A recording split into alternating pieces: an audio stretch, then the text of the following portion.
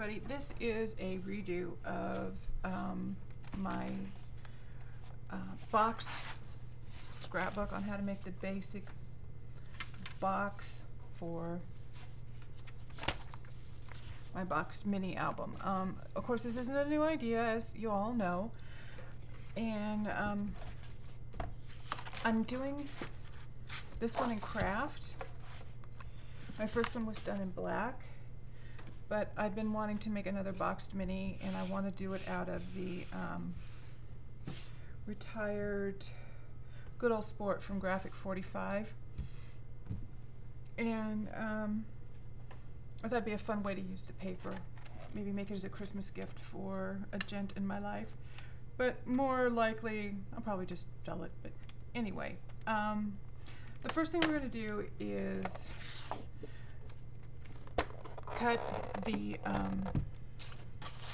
12 by 12 down to make the hidden hinge. And let's see if I have my color.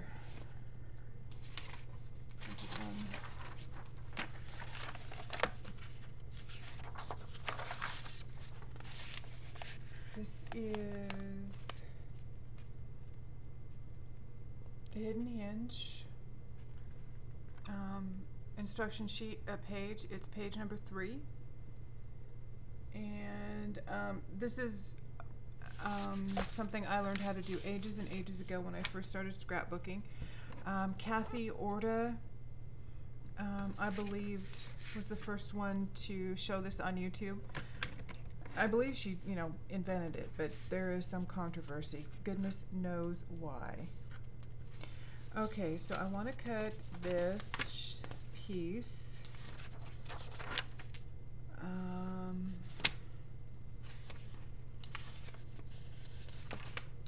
Well, I had the directions.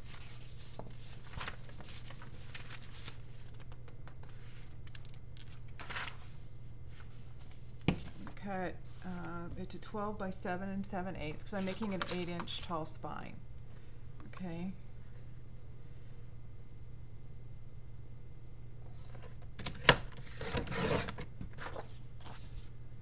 So there's that. Now I do 3/8-inch hinge and gutters. You can do them however you like. I like the 3/8-inch gutter because it gives me more room to add interactive elements on my pages. And if you don't have that gutter space, your books are going to fold out. And you really don't want that, especially on this box where you're trying to keep it contained.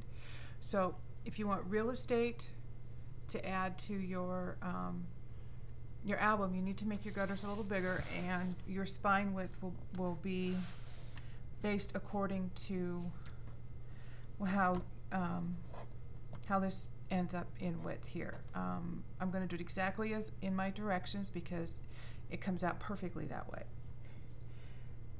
Okay, so you score about 20 times all together. I use a ball tool. I don't like the scoring tool that came with the Martha Stewart scoreboard, although I do love the board because it tends to cut the paper. So I use this ball tool, and occasionally you'll see me use this one, and I have it marked green as the end that I like to use most, but I'm going to use my largest one. And these you can get for a couple of bucks for a set of 3 on eBay. They're used widely in crafting for various things. I use this a lot when I am doing flowers. So we start with 2 inches. That gives me a nice sturdy connection to the front and back cover on each side.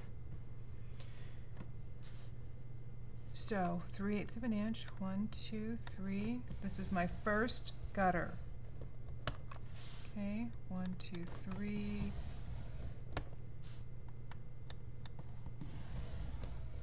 Okay, and that is going to be the tabs for my first page.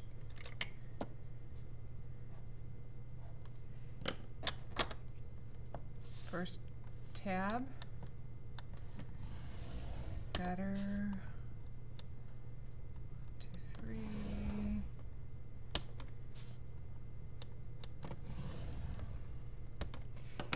And this is a good way to keep track of how many pages you're going to do. I want 6 hinges. A lot of people do just 5. And that, of course, is up to you. If you do that, it's going to change your spine width. It's going to change a whole lot of things on the box. So just be aware of that.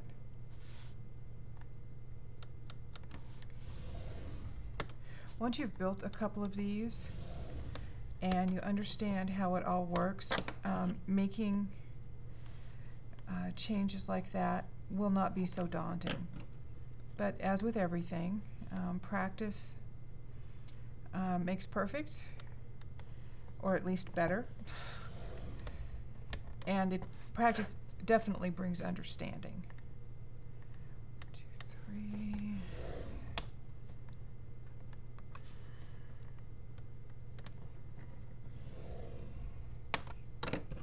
Hinge 4.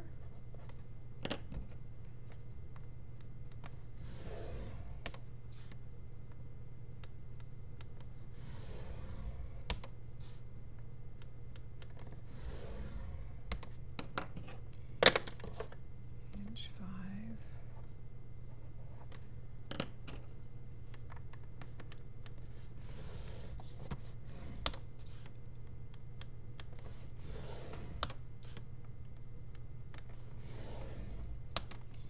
Hinge 6. And my last gutter.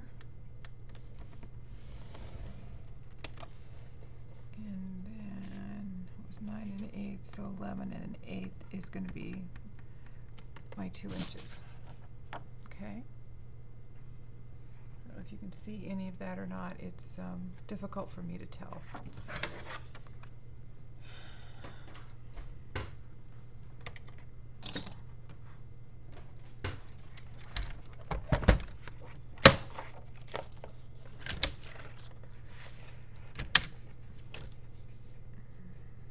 Put this on my cut line there.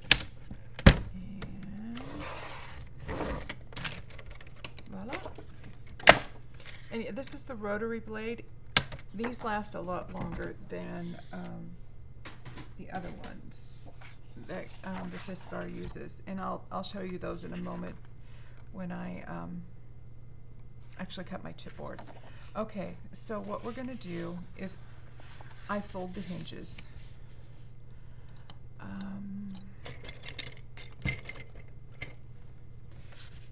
Teflon bone folder wouldn't be without it.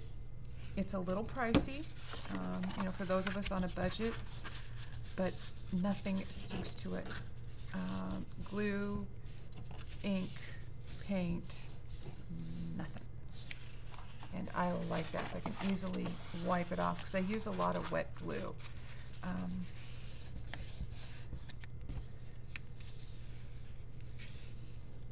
Not particularly neat.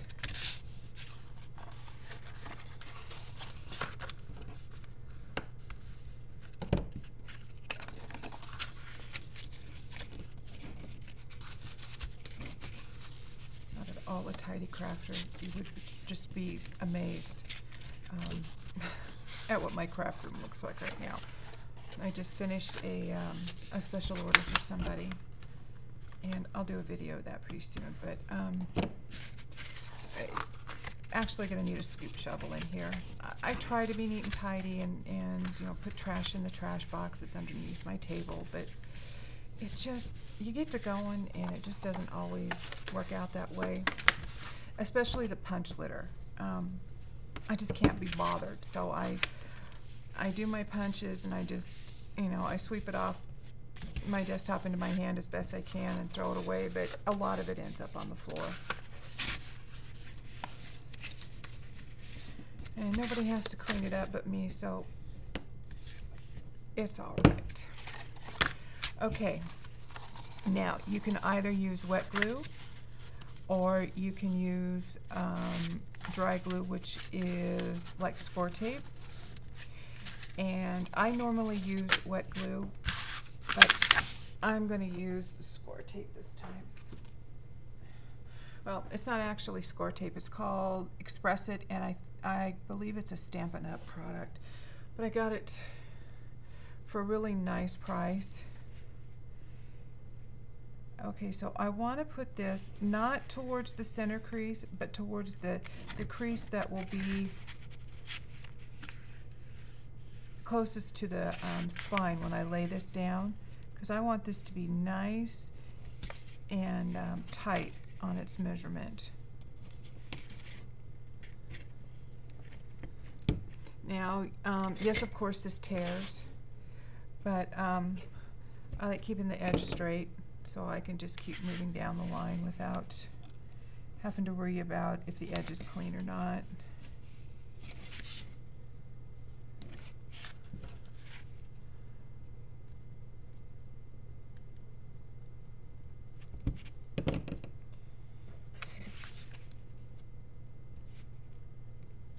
This is my favorite hinge system.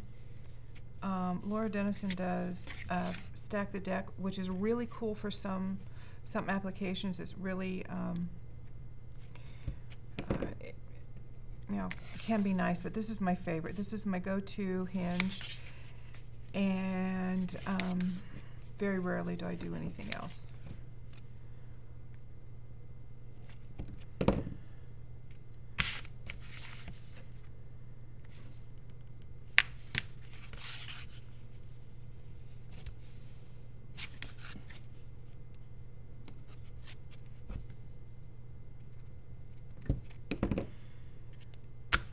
And I suspect it's because I like envelope style pages, and this is just about the easiest way to attach an actual envelope or an envelope style page that you've built yourself.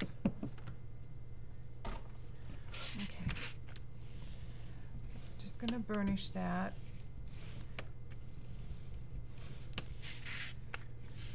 Now, unless you get a bad brand of tape like this, don't fret that you can take it apart relatively easily when you first stick it together. It's one of the great things about it, but it does dry firm, usually at least overnight. I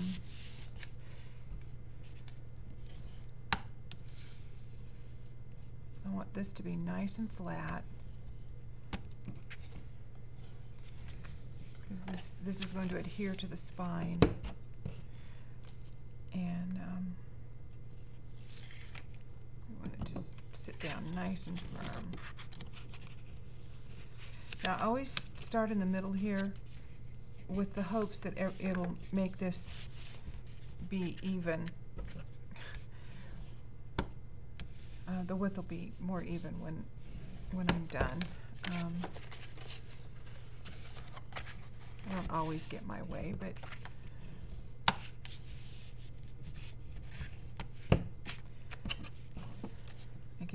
I think it ends up evener that way.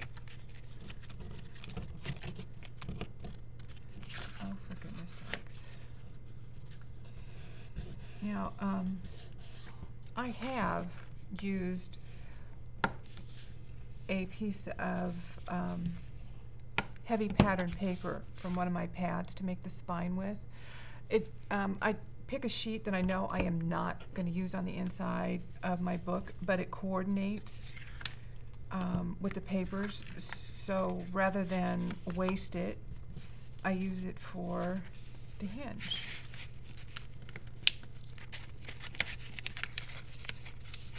Now that came apart nice and easy.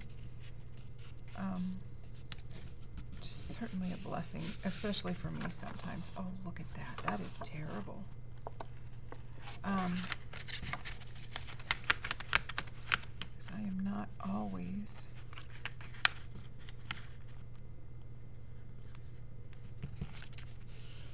exactly square as I'd like to be. And don't sweat about it being imperfect, especially, geez, when you're just beginning.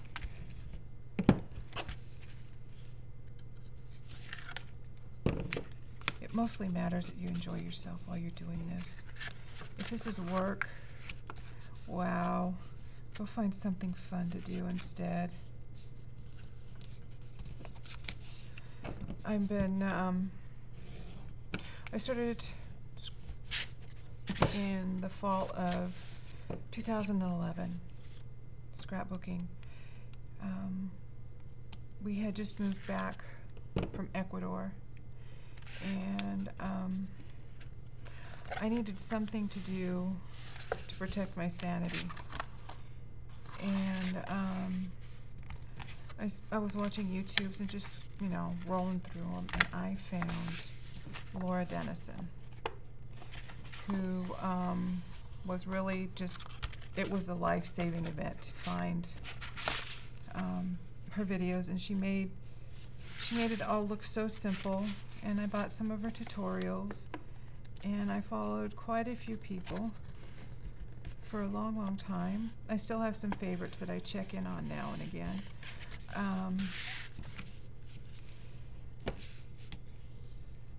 But it seems to me that scrapbooking has fallen off in popularity. And more in the last 2 years than anything, and this last year most pronounced of all. The shelf space that Michaels gives to scrapbooking supplies anymore is just bare bones minimum. So I am buying most of my supplies offline, which thankfully I had found sources for previously, because I believe in not paying any more than I absolutely have to. Okay, so there's the hidden hinge, and we're going to set it aside, and we're going to cut apart. We're going to cut the pieces for our box.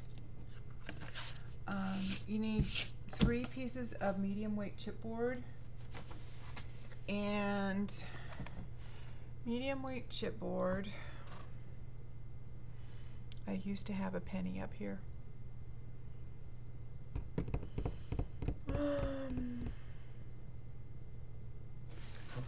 Okay, credit card.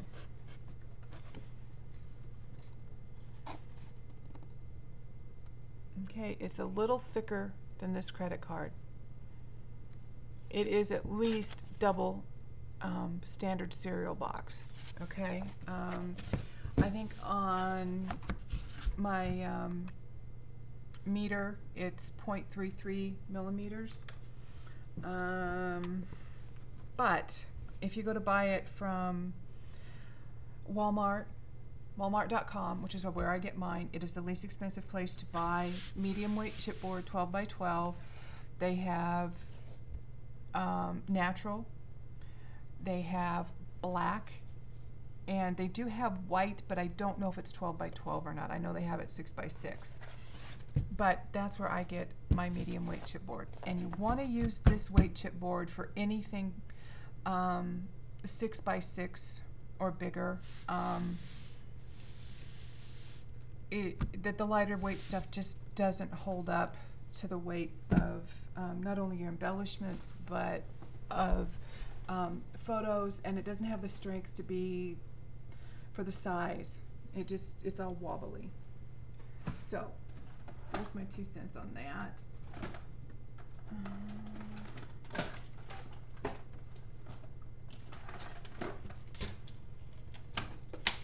Okay, so here's the blade I'm talking about. That you've seen these. The rotary blade lasts a bazillion times longer.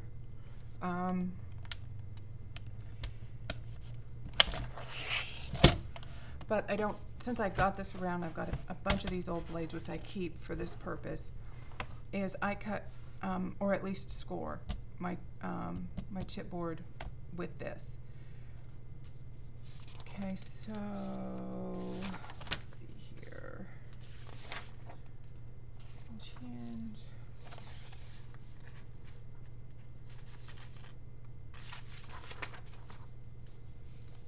Okay, for the bottom of the box and the spine, going to need an 8.5 by 8.5.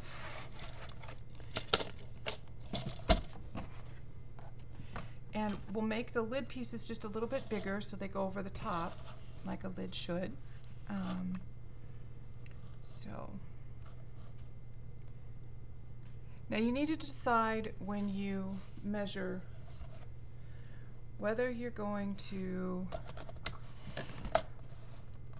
be a before the line, an on the line, or over the line. I am always a before the line cutter, and do it consistently. That way your sizes will come out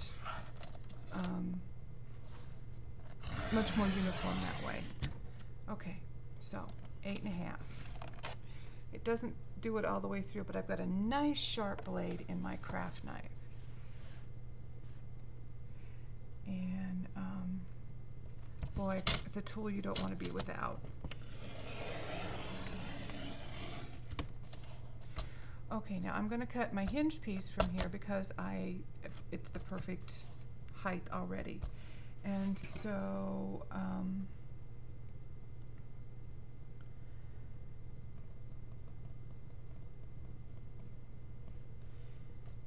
2 3/4.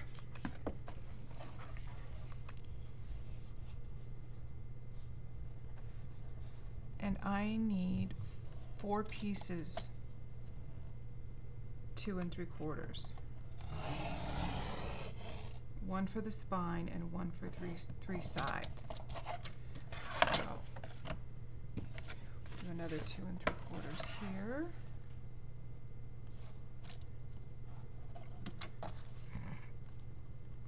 How about a real 2 3/4?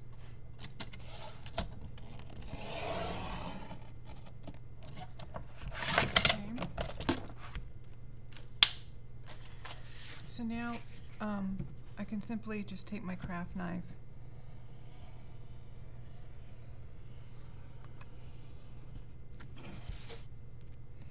as long as the blade is nice and sharp. This will just pop right out.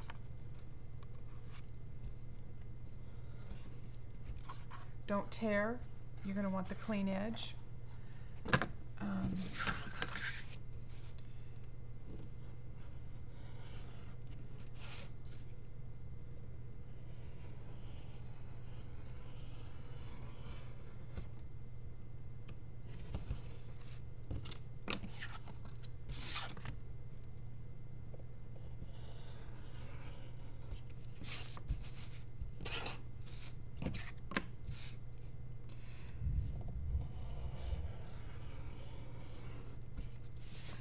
Okay, now I mark all my pieces.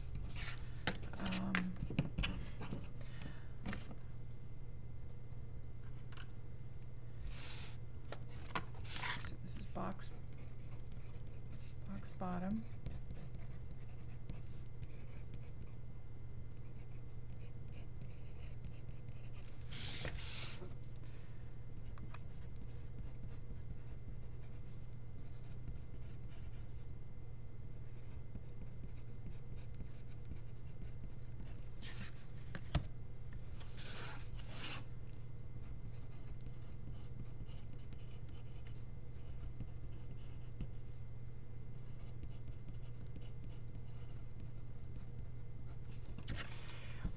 Now this will help me when I want to cut my piece to put on here of my pattern paper. Just take a 1/4 size down. So that's, you know, a double help. So we've got the bottom and 2 of the bottom side pieces.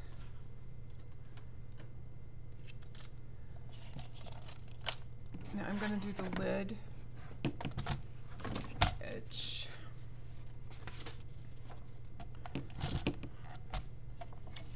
An 1/8 of an inch larger, so 8 5/8, so a half plus an 8, 8 5/8.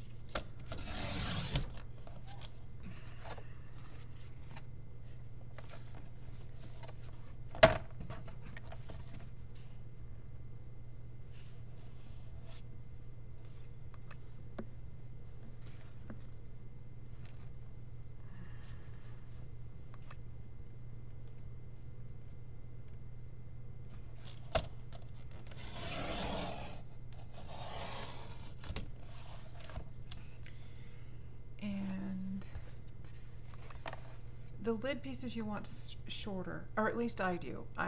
That gives me, it looks like a shoebox lid. So this is going to be cut at 2 inches.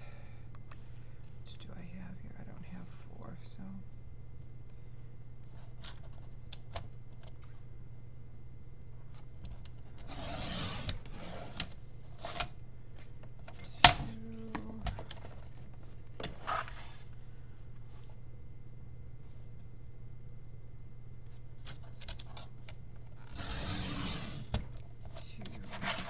We need 3 pieces, 2 inches. So let's get these cut apart.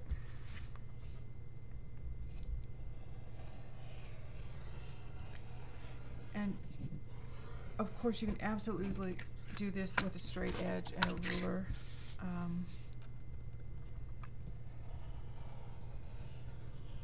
I am really all about making things as easy for myself as I possibly can.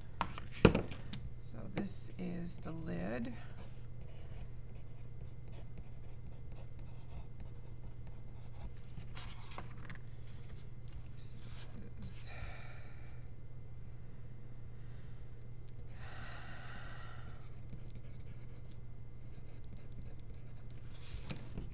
Side 8x2.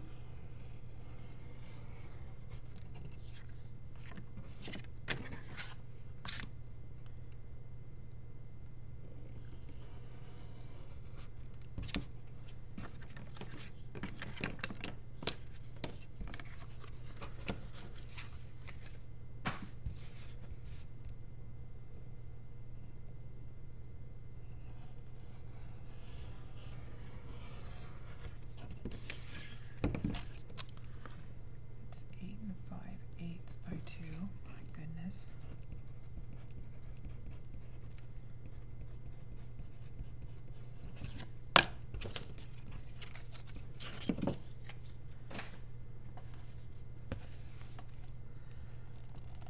Okay, so I need 3 more pieces, 2 3/4.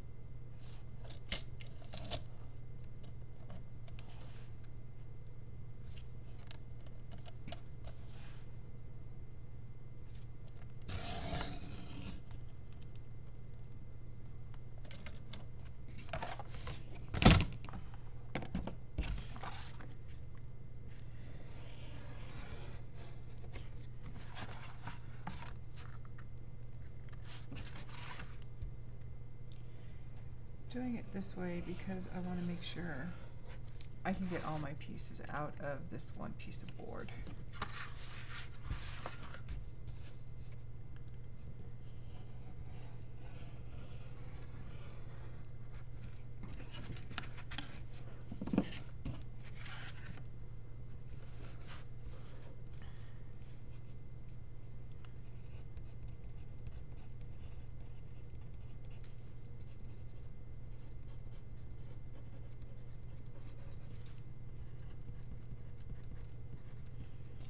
And this 2 3/4 inch measurement is all based on the fact that this is 2 3/4 inches between here and here.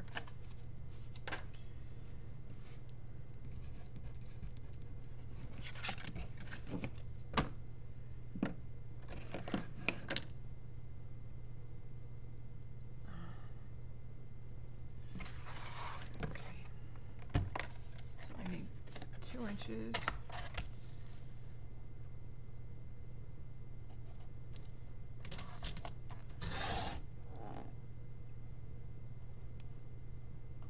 That's not gonna work because of that.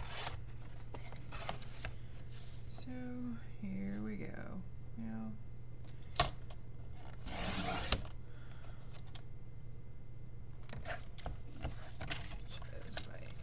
and 5/8.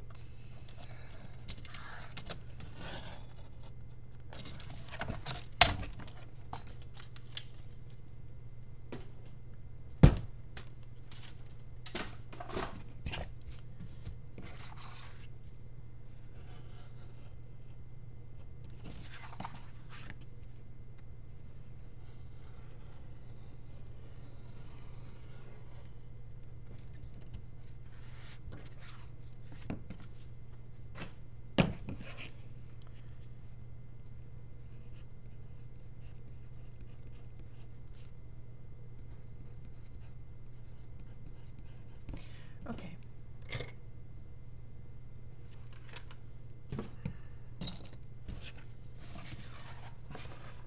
So here's the lid.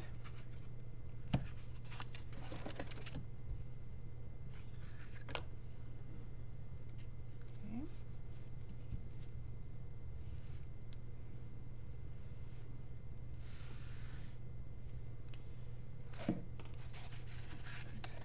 The spine piece.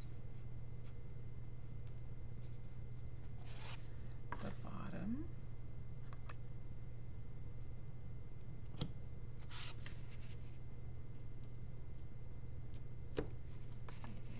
And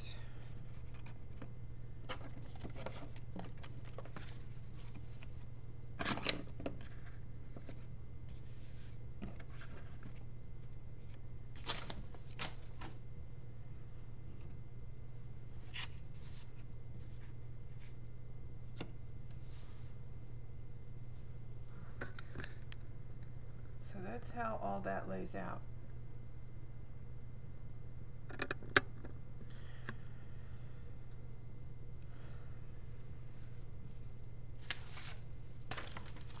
Okay, so the next thing we're going to have to do is cut our hinge pieces. And we're going to need 3/4 inch strips of cardstock.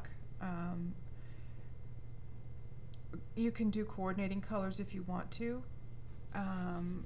Same color, I'm going to do craft because that is the look I want.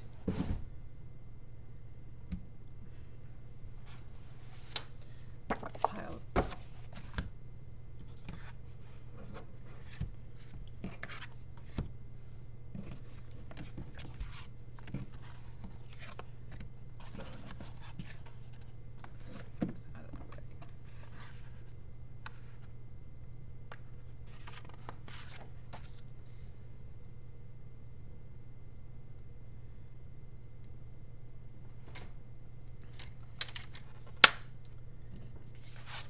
Okay, so 8 1/2, which is the width of the paper.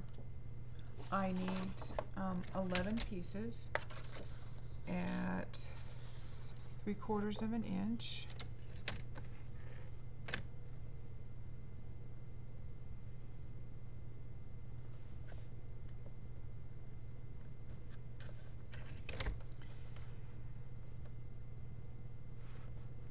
Now you can certainly make these an inch wide if you want to.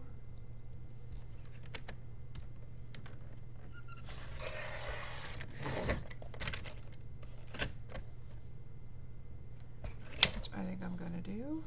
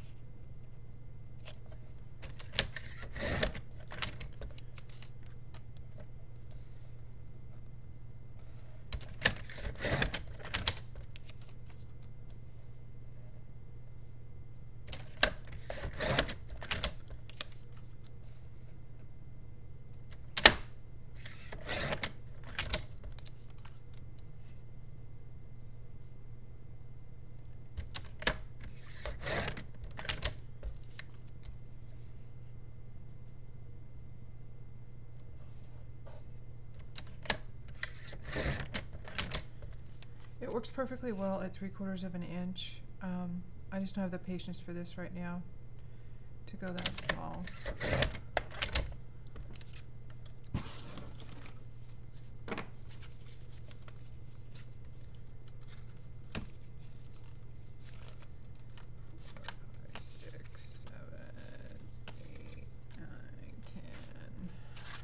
I'm going to give myself a couple extra pieces just in case.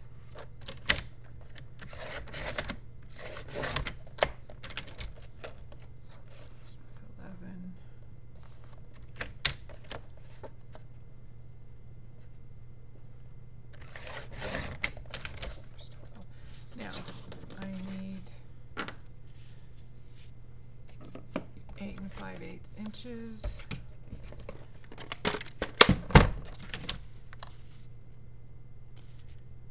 Which is very close to what I have left over. Again.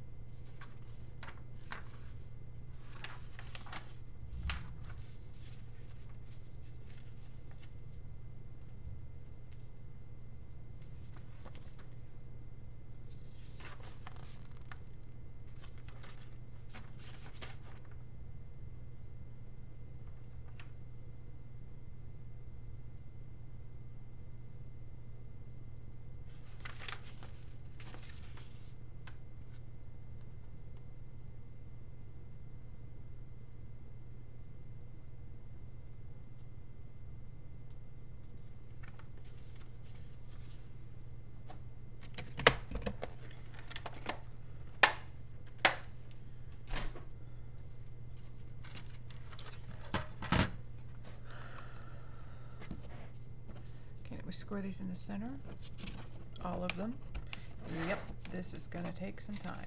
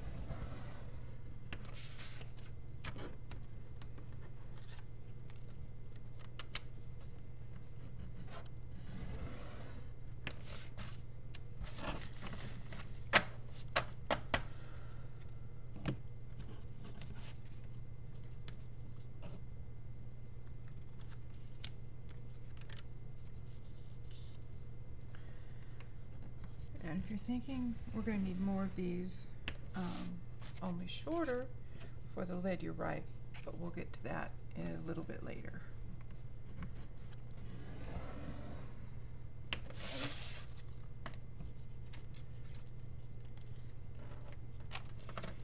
You'll need 2 1 inch by 2 inch and 2 1 by 3, and we can get it from our leftovers here after we're done using these, so that's why we're not cutting any special.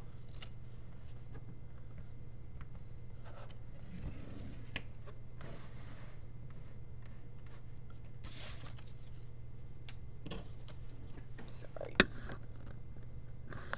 As you may or may not know, I have recently moved, so I'm figuring out how to do my videos.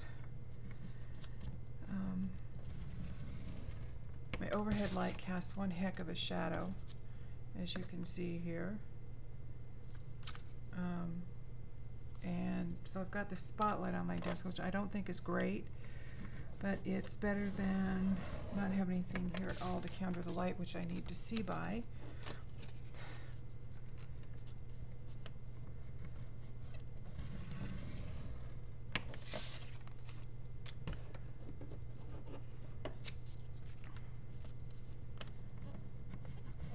I'm thinking maybe, whoops, that I can get some track light mounted, but I don't know that I'll be able to do that. We're renting this place, and so I have to ask permission.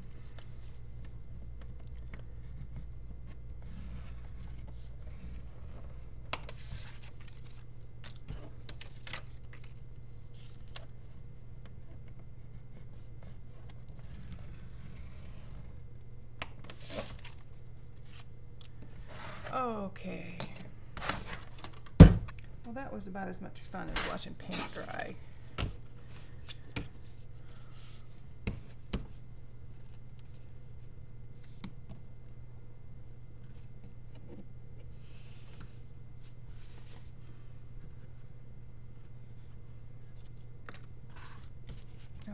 So what did I start with?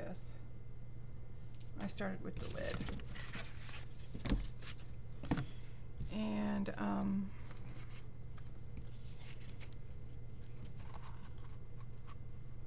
just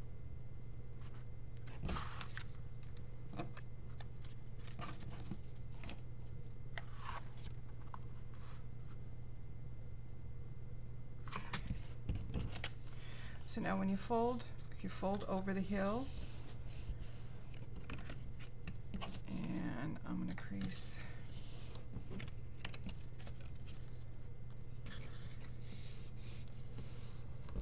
first 3. And here I'm going to use wet glue. You can use tape if you want. Use whatever you're comfortable with.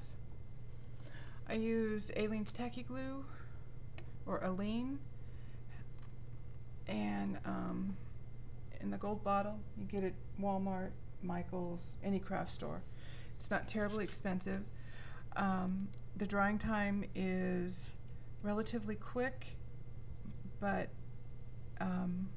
it's also slow enough that if I catch a misplacement in time, I can generally move it. But liquid glue is always a better stick than dry glue or the tape. Okay. So I'm just setting this up, and I'm leaving the hump exposed. Okay. Just snuggle up right next to it.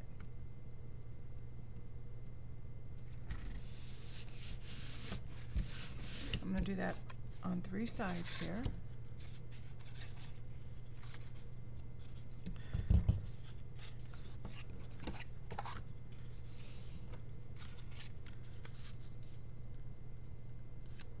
Now I could miter the corners. I mean, you certainly can if you want to. I feel no burning need to do that.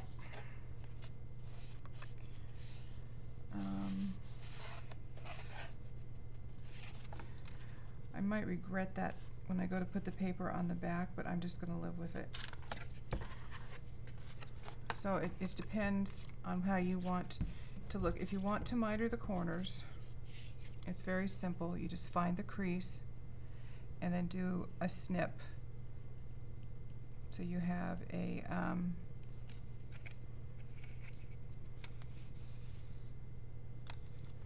so you end up with an angle for them to meet at. Okay. Oh.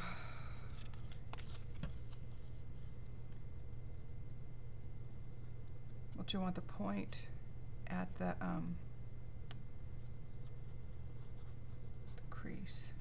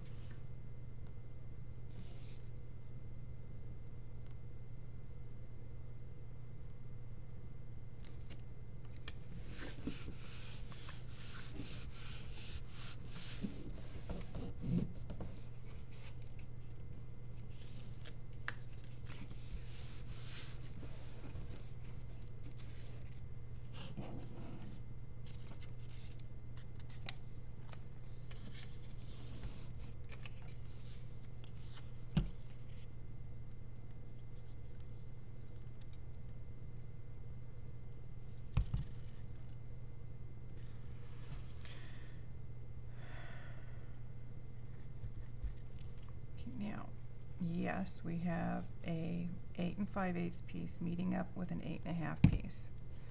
So you'll have to decide what you want to do about that when you get your piece together. I wouldn't fuss about it now. It's not important now.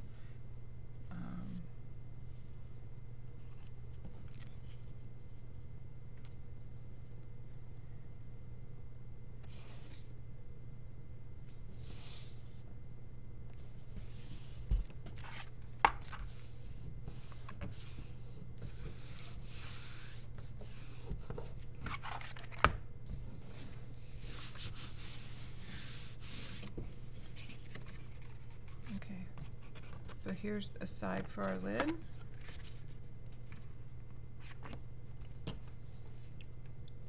And I'll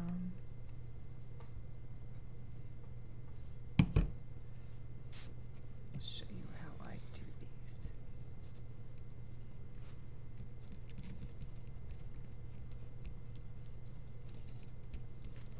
Glue out to that top edge there. So just set this in here, line it up, and bring that up to meet it.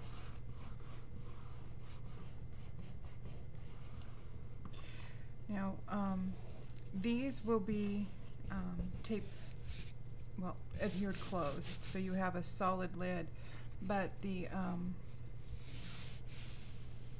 bottom won't. The flat, those will fall open when you open your box. This is such a fun thing to put together, and it's really not at all difficult. Most of the covers are not. It's just a matter of learning what you don't know. And with the popularity of scrapbooking going down, I just, for those of us who are still interested, or new people who want to do this, which is so much fun, and stuff usually ends up so beautiful. It's nice to have somebody else to show us, and I did, and I took advantage of tutorials, paid tutorials, free YouTubes, anything I could to learn, and then, eventually you just go off on your own because you sort of get it.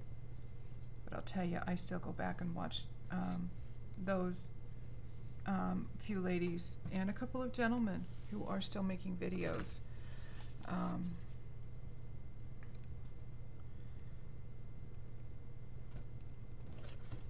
There's always new inspiration out there.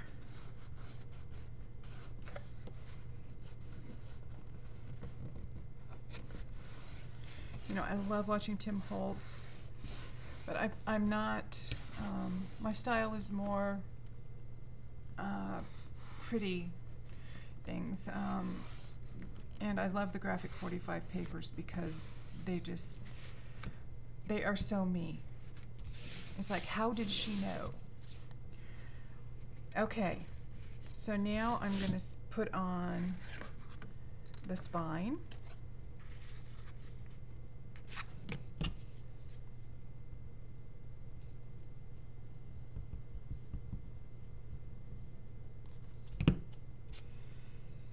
Now I always have the self-healing mat down here, and I love it. But if you use your heat gun at all, you cannot have your heat gun hit the mat. It will warp it. I've had to replace a nice mat because of that. So I have a scrap piece of wood that I'm going to emboss something or dry it. Okay, so this is a little bit short, so I'm centering it as best I can. I've got about a 1/16 of an inch on each edge here. And I will take my craft knife and I will just notch this out, but not right this second.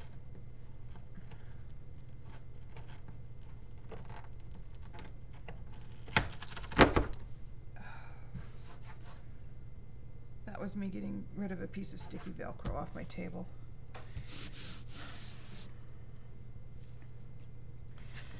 Okay, I'm going to set this aside. I'm going to do the same thing to the bottom.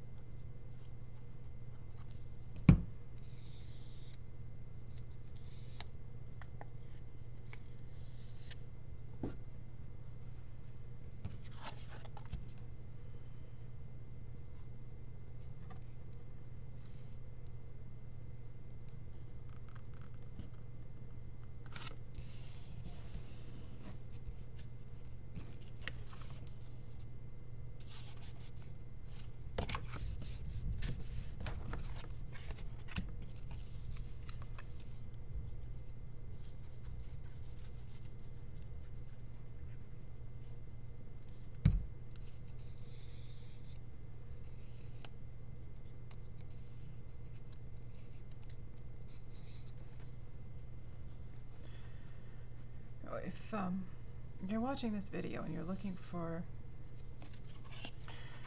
more pretty albums to make, go find Laura Dennison.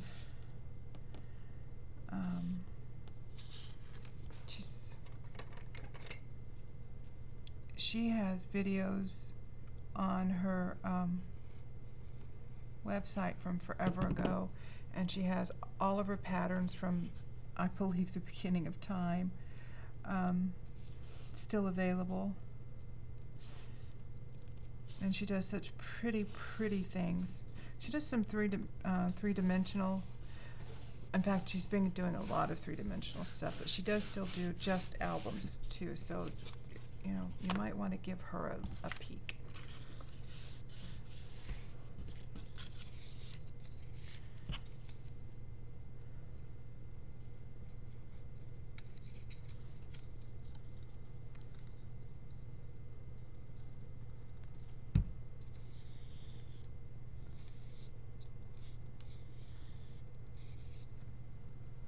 In 2011, when I first started, she did a Halloween album shaped like a coffin. The pages, I mean, just everything was just totally cool. If you're into Halloween, and it's not terrible difficult to make, you might go find that. Okay, so I'm going to put this sides on before I put the spine on here.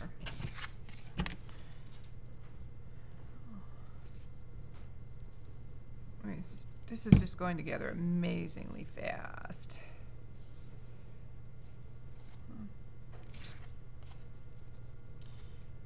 Nothing scary about building a boxed album.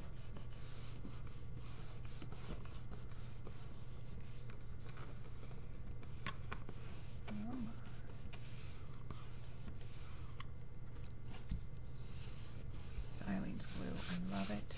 I love it. I love it. I love it.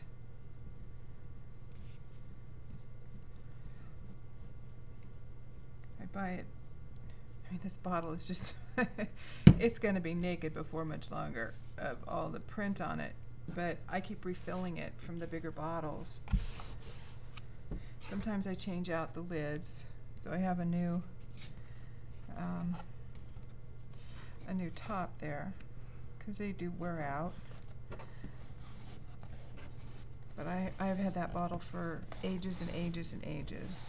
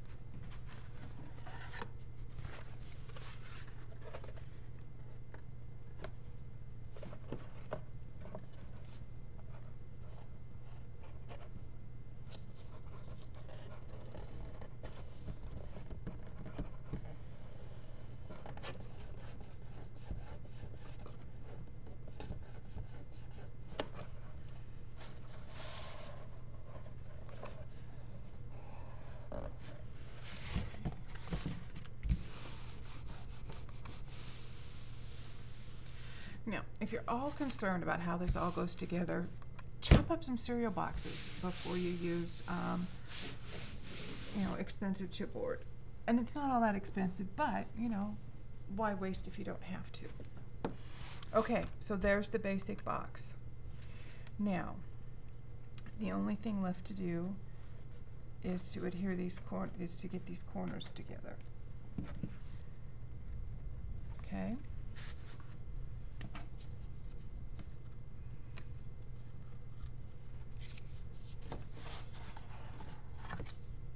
So I want two about 3 inches because I want it to fold over onto the inside.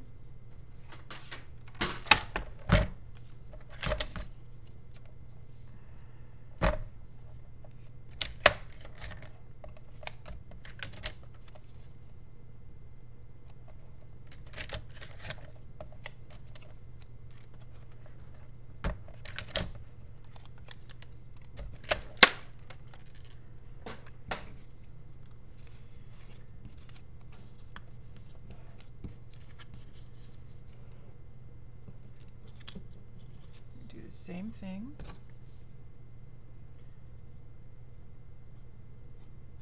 Put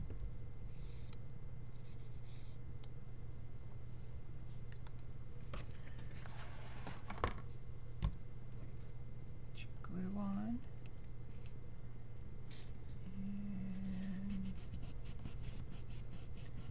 And stuck down. Do it on the same on the other end.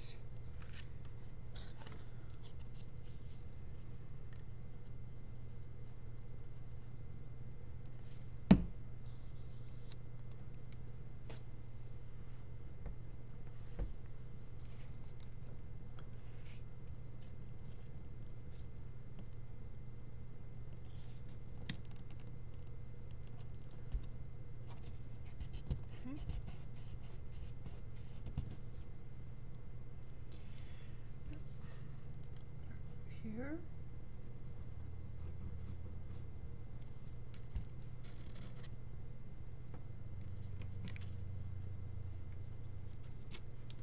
And again, you can use score tape here if you want to. I don't want to. Okay. Get those matched up.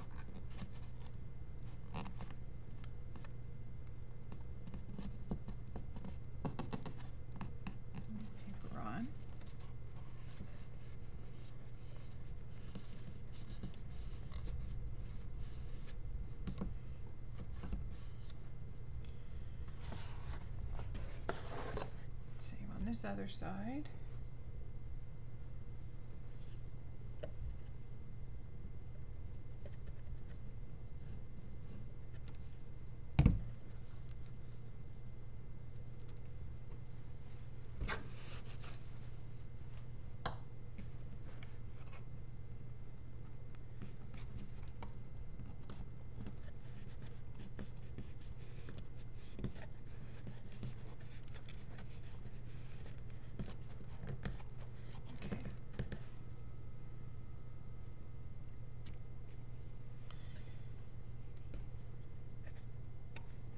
These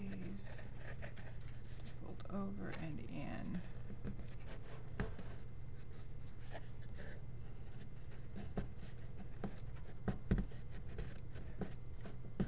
Just like that. Okay, so get them trained and then get them glued down.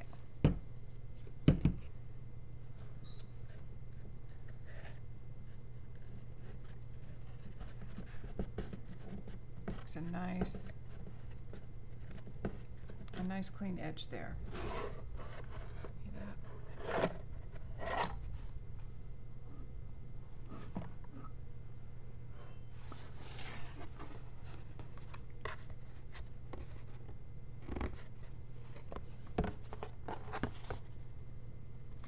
On the inside, nice clean edge. Do the same thing over here. Train it to go down.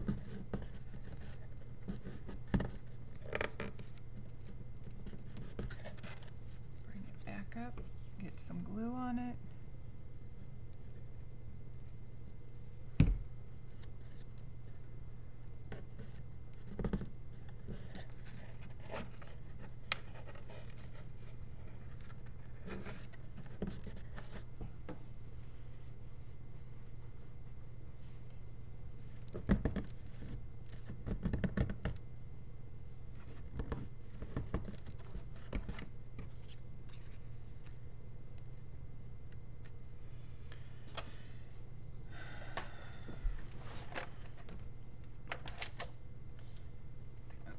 I'm just cutting a couple of pieces, 2 inches.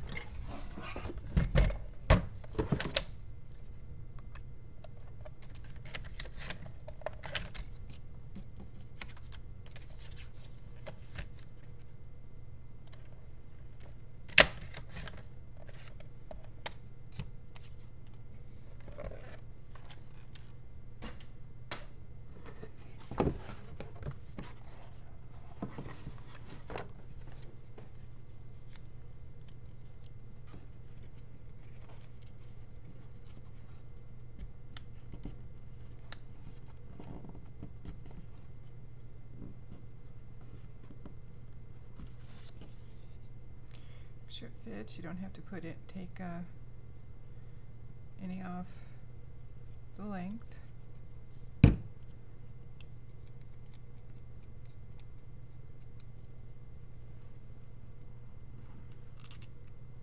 Just tuck it right there in that corner.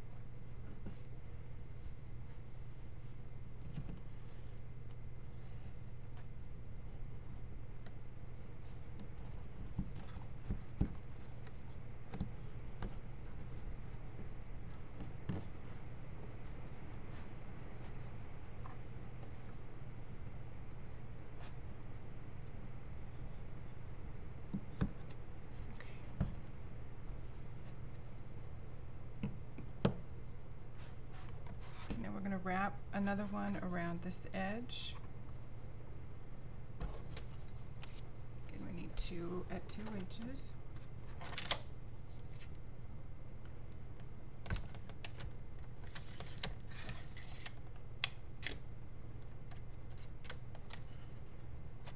And I'm doing this off screen. Y'all know how to cut paper. So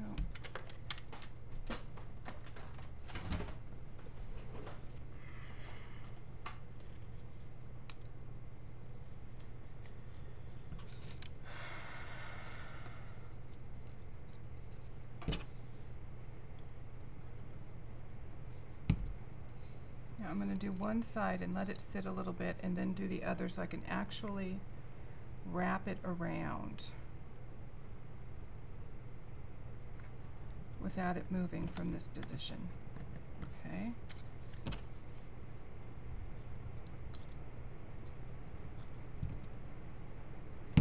And this is finishing the edges. You don't have to do this. You can, of course, leave the edges raw.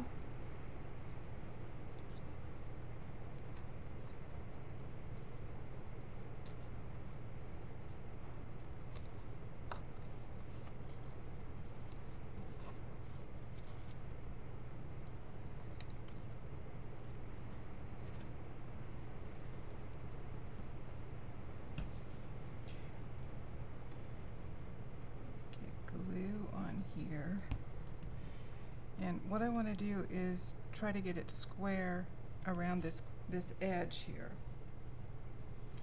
So I'm just gonna gently work it here with my fingers.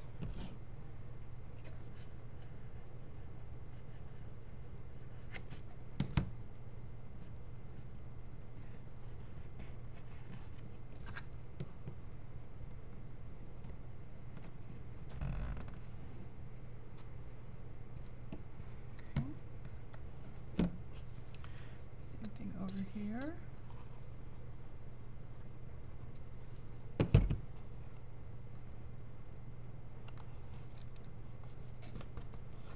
Just walk it around the edge.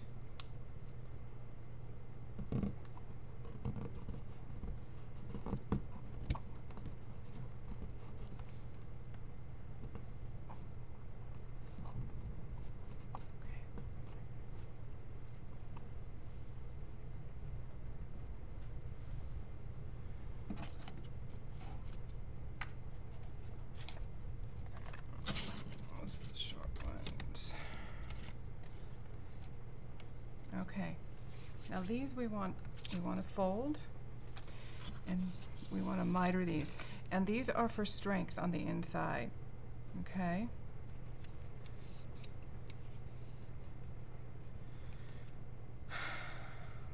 It's been a while since I've done this, so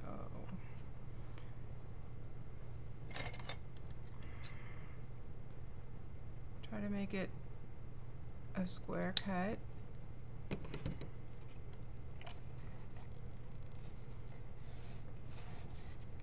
So you'll need 3 just like that. Well, not quite just like that. You'll need 2 just like that, and then 1 with a miter on each end to go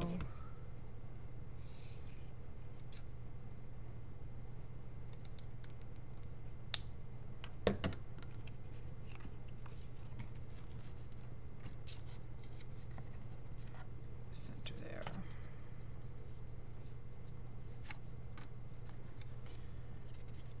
Over the hill.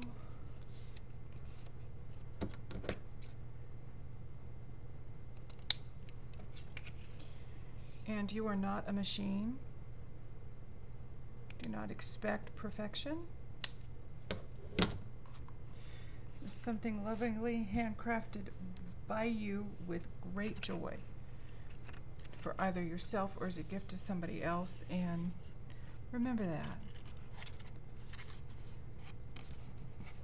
Yep. So I'm going to put this piece in first.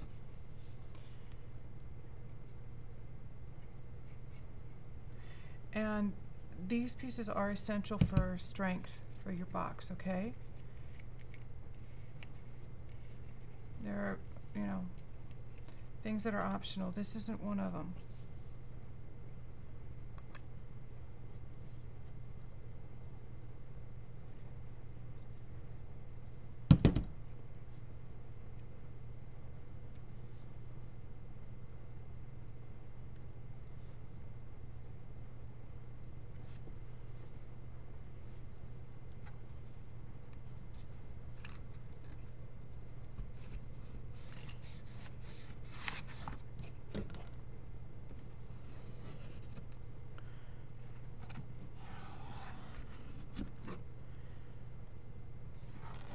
Now, I forgot to tell you about this bone folder. It's not called a bone folder. It's called a lifting tool. And it does it. This you can just lift things up with it, but I use it as both. At $25, I had to make a choice.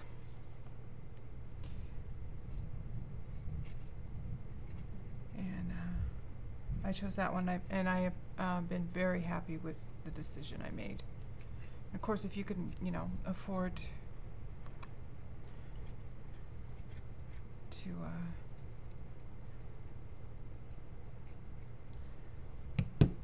to buy the real bone folder,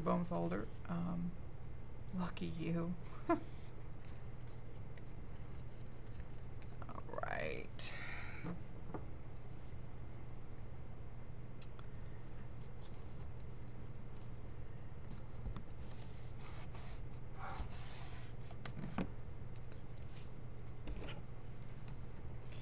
Now, contrary to what you might believe,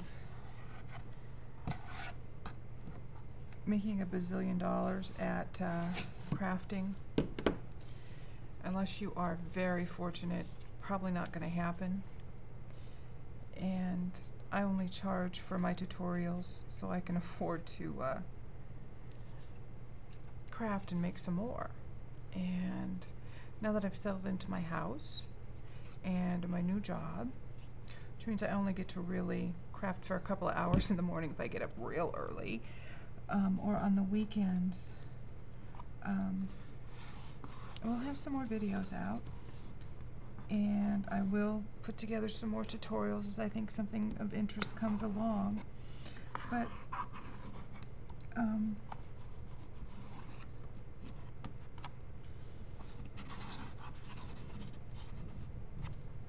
okay, look at that. See?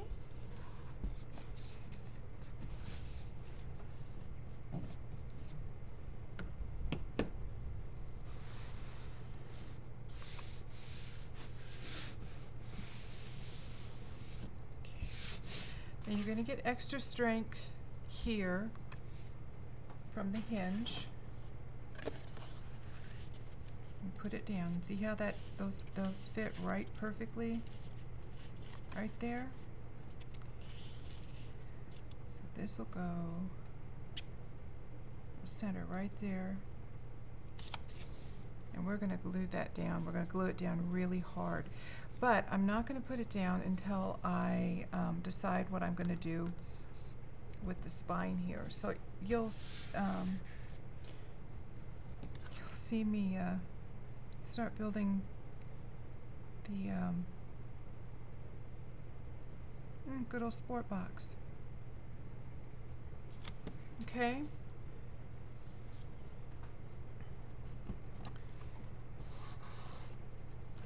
Now let's finish these edges, which is essentially the same way we did the inside.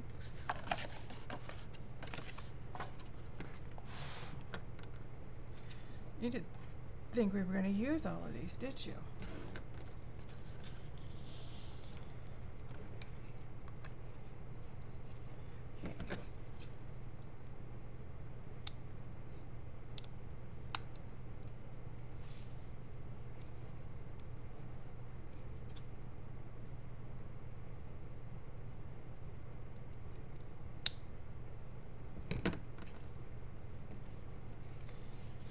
Now this again, we're going to want to sort of walk over the edge.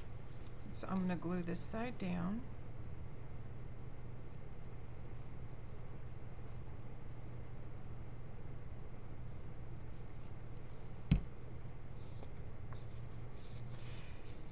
And finishing this edge is totally up to you as on what kind of look you're going for.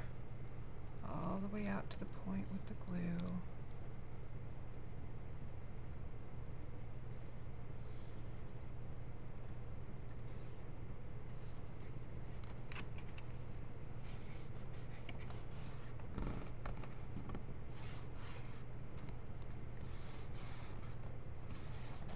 Have to let that set up real good.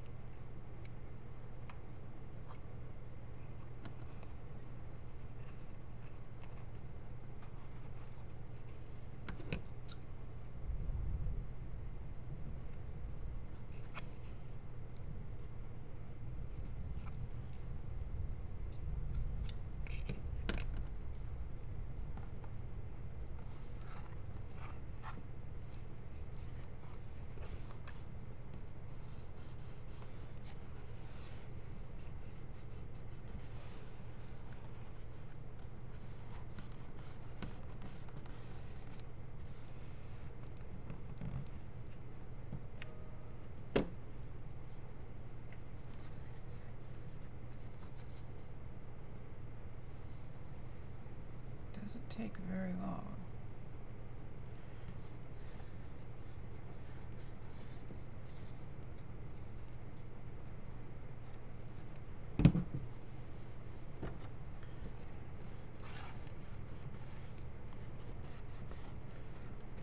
Nice flat edge here.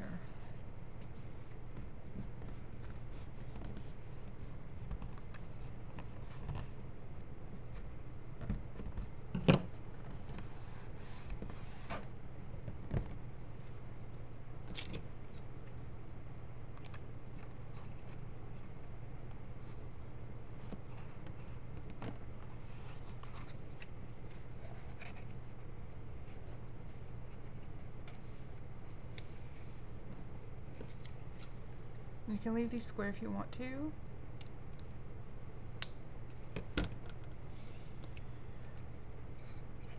I am not going to. It just, something about the mitered look on the inside there that just, it looks like it's properly finished. It's what we're used to seeing.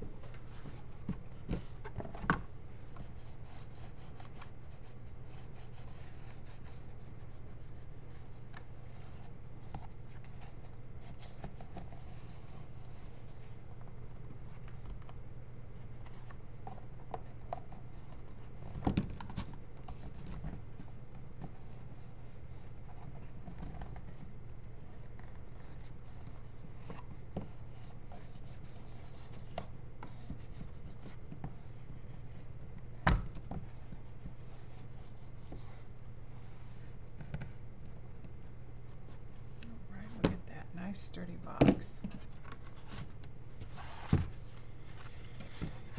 And when you go to close it,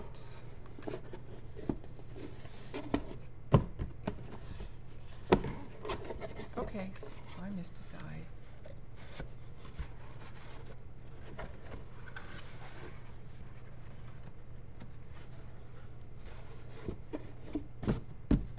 Okay, so there it is. And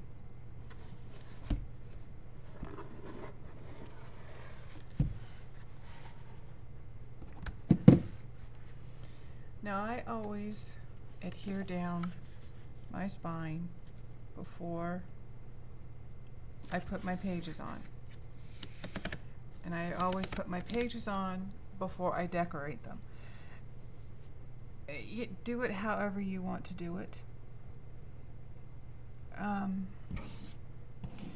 Now these edges can remain raw or they can get finished, and I'm going to finish them because I think it's just going to look better that way. Since I've finished the edges here to show you how to do it, I'm just going to carry on. And you can either watch or not. I will keep the video running, but essentially the box is built. Have so much fun.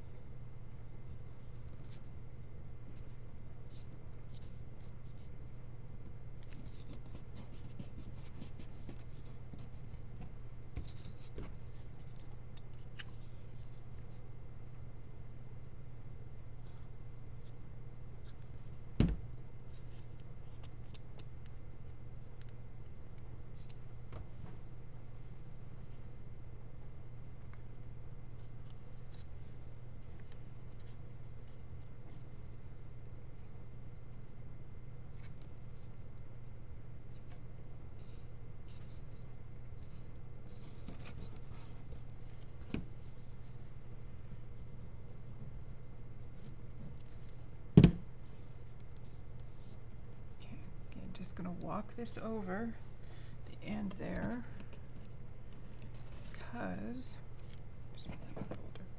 I want it nice and tight and square.